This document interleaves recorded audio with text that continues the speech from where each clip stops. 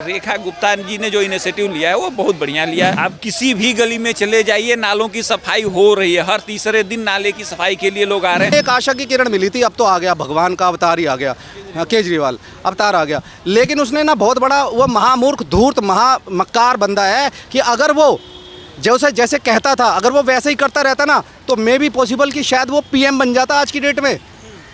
ना तो उसने पब्लिक का भला करा, ना ही अपना भला करा। पब्लिक तो पिसती है भाई साहब। इस बार कम से कम टैंकर माफिया जो थे वो इस तरीके से ब्लैकमेल नहीं कर पाए जो पिछले 10 सालों से कर रहे थे। ठीक है, आप रूरल एरिया में जो दिल्ली के गांव हैं वहाँ चले, मेरी कई लोगों से बात हुई, सबने इस बात को एक्सेप्ट किया है कि टैंकर माफियाओं का जो पैसा था ना वो इस बार नहीं लगा है। जो रेखा गुप्ता ने किया है वो वाकई में बहुत बढ़िया किया। कल ही बारिश 2-2.5 घंटे की हुई है, कहीं पानी नहीं रुका है। अभी तक जो 13 महीने गुजरे हैं उन 13 महीने में मैं संतोषजनक ही बोल पाऊंगा कि हुआ है। केजरीवाल को ऐसे याद करेगी कि केजरीवाल को जितना भी मौका मिला उसने अपना शीश महल बना लिया। उसके अलावा जो उसके मंत्रीगण थे ना, जो कह रहे थे सर अपना तो बना लिया, हमारा कब बनाओगे। ऐसा काम कर रहे हैं रेखा गुप्ता। सर ने कहा 100 में से 80 नंबर देंगे। सर मैं तो 100 में से 100 नंबर देने को तैयार हूँ। ज़िंदगी में पहली बार किसी मुख्यमंत्री ने 25 साल के बाद दिल्ली में ये इनिशिएटिव लिया है कि कम से कम नालों की सफाई हो रही है। और आज दिल्ली का कोई ऐसा आदमी नहीं है जो ये नहीं कहेगा कि हाँ सफाई नहीं हो रही। देखिए, सफलता असफलता अलग की चीज़ है, बट जो पिछले 10 से 15 सालों की गंदगी है उसको आप एक झटके में तो साफ़ नहीं कर सकते। किसी आदमी से पूछ लीजिए, क्या जब तक अरविंद केजरीवाल की सरकार थी पूरा नालों की सफाई हुई थी? नहीं। आप जहाँ जाइए गंदगी सड़कों पे बाहर आ जाती है। आप इंडिया गेट की बात कर लीजिए, आप चांदनी चौक की बात कर लीजिए। ड्रेनेज सिस्टम का इतना बुरा हाल दिल्ली में पहले कभी नहीं हुआ था जितना अरविंद केजरीवाल की सरकार में हुआ था।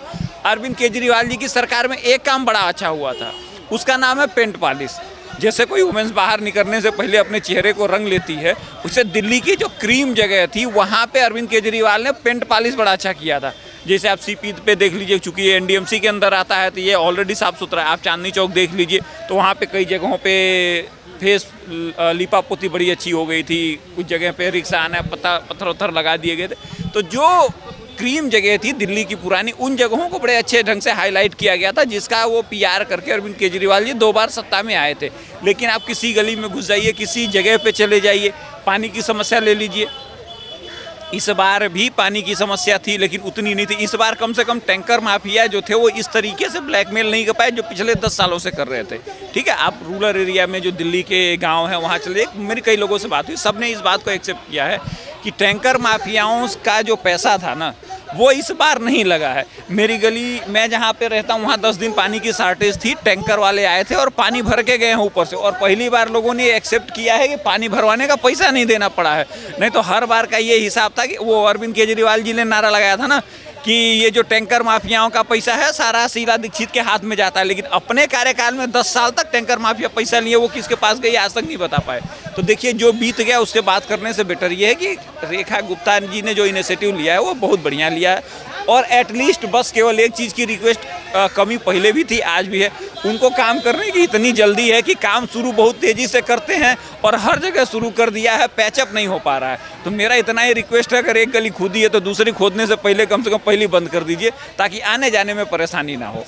नाले की सफाई की बात हो रही है, यमुना सफाई की बात हो रही है, इस पे जो विपक्ष है वो एक तरह से नैरेटिव ये सेट कर रहा है कि भाई ये बस पीआर हो रहा है, एक एडवर्टाइजमेंट किया जा रहा है। लेकिन ग्राउंड स्तर पे ये सच्चाई नहीं है। ग्राउंड स्तर पे आज भी गंदगी है, यमुना आज भी साफ़ नहीं हो रही है और ना ही नालों की सफाई। सर, जिस आदमी को 7 बजे सो के उठने की आदत है उसको वो आदत छोड़ने में 1 साल लग जाता है कि चलो परफेक्ट टाइमिंग के साथ। तो आप क्या सोच रहे हैं 15 सालों की जो गंदगी है उसको आप 1 घंटे में साफ़ कर देंगे? ये नहीं हो सकता। देखिए, काम ये नहीं होता कि काम हो रहा है भैया, काम लोगों को दिख रहा है।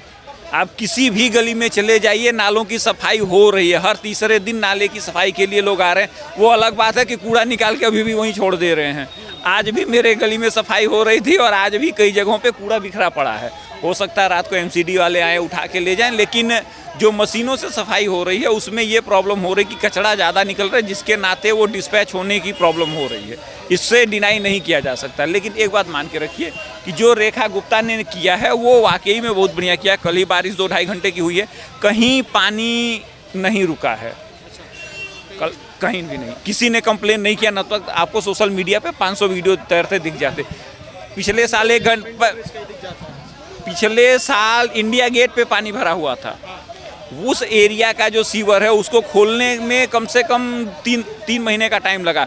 उसको खोल के उसकी सफाई की जा रही है। तो ये मान के रखिए ना कि उनका जो नैरेटिव है सफाई का, चाहे जो इंटेंशन है वो क्लियर है और बड़े अच्छे ढंग से उस पर काम चल रहा है। और मुझे लगता है कि इस बार मानसून इसको साबित कर देगा कि दिल्ली में नालों की सफाई का 90% काम हुआ है, जिसके नाते लोगों को परेशानी नहीं हुई। मिंटो ब्रिज और इंडिया गेट पे पानी या गलियों में पानी का जमावड़ा नहीं दिखेगा। इससे मैं सहमत हूँ इस बात। क्या शुभ नाम हुआ सर? हरीश राणा। क्या लगता है 13 से 14 महीने रेखा गुप्ता गवर्नमेंट को हो गए, किस तरह से रेखा गुप्ता गवर्नमेंट का काम इस दिल्ली के अंदर चल रहा है, खासतौर पे क्या क्या चीज़ें आपको समझ में आ रही हैं? देखिए, मैं दिल्ली छोड़ चुका हूँ 2014 में। अभी मैं वर्तमान में गाज़ियाबाद उत्तर प्रदेश में रहता हूँ। लेकिन जितना न्यूज़पेपर से और मैं काफ़ी अवेयर रहता हूँ दिल्ली में चल क्या रहा है, जो मेरे को मीडिया से पता चलता है, तो रेखा गुप्ता के ऊपर दबाव तो है। दबाव इसलिए है क्योंकि केजरीवाल ने एक सपना दिखाया था कि अब तो मैं आ गया हूँ और सबको न्याय मिलेगा, राम राज्य होगा और स्वर्ण युग की प्रारंभ हो जाएगी। तो वो तो ख़त्म हो गया। तो अब आई हैं रेखा गुप्ता। रेखा गुप्ता के ऊपर पूरा दबाव है कि वो डिलीवर करें, कि उन्हें हर काम को काम करना पड़ेगा, दिल्ली वासियों को सुकून मिलना चाहिए। तो अभी तक जो 13 महीने गुजरे हैं, उन 13 महीने में मैं संतोषजनक ही बोल पाऊँगा कि हुआ है। लेकिन जो तंत्र ऑलरेडी बन चुका है, जो अभी जैसे आग लगी थी, उससे पहले जैसे बम भी फूटा था, तो ये जो जड़ें पुरानी है ना, जो बीमारी की जड़ें पुरानी हैं, ये पुरानी बीमारी की जड़ें, इनको बीमारी को ठीक करने के लिए वक्त चाहिए। और दूसरी बात ये कि ऊपर के लेवल तो ठीक है, लेकिन नीचे जो स्लीपर सेल हैं, जो नीचे गद्दार घुसे पड़े हैं, जिसे इस देश से प्यार ही नहीं है, और इनफैक्ट जो देश के नागरिक ही नहीं है, जिन्हें इस देश में रहने का मौका ही नहीं मिलना चाहिए, वो देश में वोट डाल रहे हैं। वोट कैसे डाल रहे हैं यार? जो वो देश के नागरिक ही नहीं है, वो वोट कैसे कर सकते हैं? अब अगर वो वोट कर रहे हैं तो इसका मतलब वो कोई ना कहीं सरकार में भी बनाने में हिस्सेदारी कर रहे हैं। जब ऐसे व्यक्ति जो देश में रहने लायक ही नहीं है, वो वोट करके सरकारें भी बनवा रहे हैं, तो सरकारें बनेंगी कैसे? समस्या बहुत बड़ी है भाई साहब, बहुत बड़ी समस्या है। रेखा गुप्ता जी हैं, वो ये लगातार दावे कर रही हैं कि भाई हमने दिल्ली में नाले की सफाई करवा दी है, यमुना साफ़ कर रहे हैं, 1 साल का टारगेट और रखा है कि 1 साल के अंदर हम यमुना की सफाई हम पूरी कर देंगे, और लगातार मशीनें वगैरह वहाँ चल रही हैं। तो आपको क्या नज़र आता है जब आप दिल्ली आते जाते हैं, तब क्या दिल्ली में घूमते हैं, तब क्या नज़र आता है कि वाकई में वो ग्राउंड स्तर पर काम हो रहा है, या बस ये हवाबाजी है, बस एक एडवर्टाइजमेंट? नहीं, देखिए, जैसे मैंने बताया 2014 में दिल्ली छोड़ दी थी, तो ज़्यादा आइडिया नहीं है, जो मीडिया से पता चलता है। लेकिन अगर मैं ये सिंपल सी बात करना चाहता हूँ कि जितना भी जो पैसा है ना, ये सारे सबका पैसा है। इन्होंने जो अभी स्प्राइट भी लिए है ना, इस पर टैक्स दिया है। इन्हें पता नहीं होगा, लेकिन इस पर टैक्स दिया है। तो जो सारा पब्लिक का पैसा है ना, वो कोष में जाता है। उस कोष के जो पहरेदार होते हैं, है ना, जो जीत कर आते हैं, उनका दायित्व होता है कि काम करें। तो पैसा इस बहन ने टैक्स के रूप में खजाने में पहुंचाया है। काम करने वाले, हमें एक आशा की किरण मिली थी, अब तो आ गया भगवान का अवतार ही आ गया, केजरीवाल अवतार आ गया। लेकिन उसने ना बहुत बड़ा वो महामूर्ख, धूर्त, महामक्कार बंदा है कि अगर वो जैसे कहता था, अगर वो वैसे ही करता रहता ना, तो मे भी पॉसिबल कि शायद वो पीएम बन जाता आज की डेट में। ना तो उसने पब्लिक का भला करा, ना ही अपना भला करा। पब्लिक तो पिसती है भाई साहब, पार्टी कोई सी भी हो, वो तो शोषण करने ही आती है, वो तो पैसे कमाने आती है।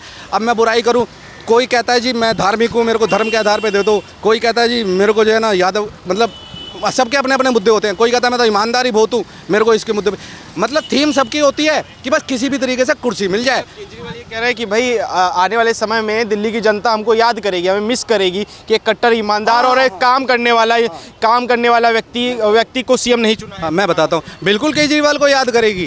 केजरीवाल को ऐसे याद करेगी कि केजरीवाल को जितना भी मौका मिला उसने अपना शीश महल बना लिया। उसके अलावा जो उसके मंत्रीगण थे ना, जो कह रहे थे सर अपना तो बना लिया, हमारा कब बनाओगे, है ना, तो वो सारे शीश महल अभी बनने वाले थे खूब सारे, ठीक है ना। तो जनता तो बस इसीलिए याद करेगी यार, शीश महल जो एक म्यूजियम मिला है हमें, जिसकी टिकट लेके हम देखने जाते हैं। अगर केजरीवाल होता तो बहुत सारे ऐसे और म्यूजियम मिल जाते, और नहीं तो क्या।